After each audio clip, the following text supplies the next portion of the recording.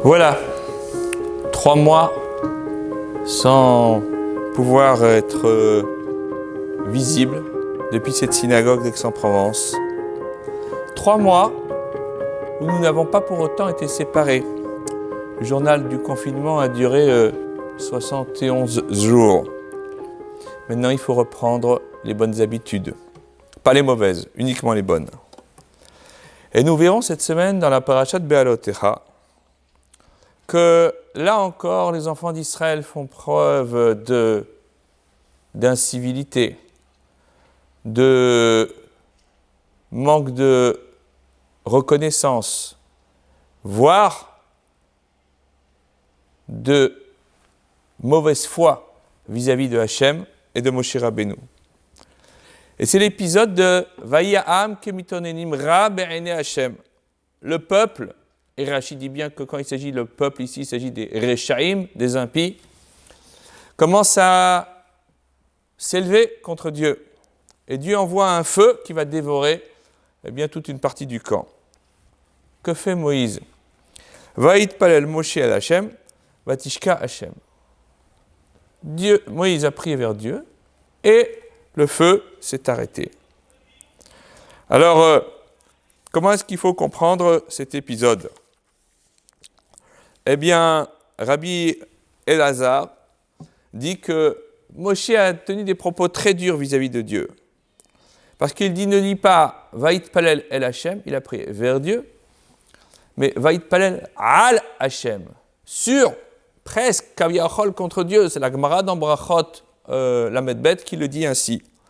Et Rabbi Chaim de Vologine dit, mais pourquoi est-ce que Rabbi Elazar a besoin de chercher cette lecture qui n'apparaît pas dans le texte?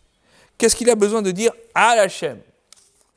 Alors il rapporte un autre épisode connu du livre de Samuel, qui est aussi dans la Gemara dans Brachot d'ailleurs.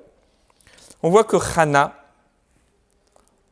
la femme de Elkana, qui était stérile, va à Shilo, prie, et Eli à Cohen qui la voit, croit que cette femme est saoule. Elle dit, mais t'as pas honte de te comporter comme ça dans l'enceinte sacrée du tabernacle? Il dit, mais je ne suis pas saoul, je suis amer, je suis triste, je déverse mon inquiétude, je déverse ma tristesse, mon désespoir vis-à-vis de Hachem. Et le texte biblique nous dit Veri marat nefesh vatit palel al Hachem. Elle était amère, elle a prié là aussi sur Hachem. C'est pas vers. L'idée, nous dit Rabbi Chaim de Vologine, c'est que en réalité, lorsque l'on associe la Shekhinah, lorsqu'on associe la présence divine à sa souffrance, et que l'on fait comme si elle faisait partie de nous, eh bien en réalité, Hachem va en tenir compte. Hachem va tenir compte de cela. Je ne m'adresse pas à Dieu comme si c'était un autre, mais je dis, sois avec moi. Comprends ma tristesse, comprends ma solitude, comprends mon désespoir. Épouse-le, ce désespoir. Et grâce à cela, c'est comme si finalement, quelqu'un qui se repent sincèrement, qui va sincèrement associer Hachem à sa volonté de s'améliorer tout, eh bien, cette volonté, ce désir va être pris en compte.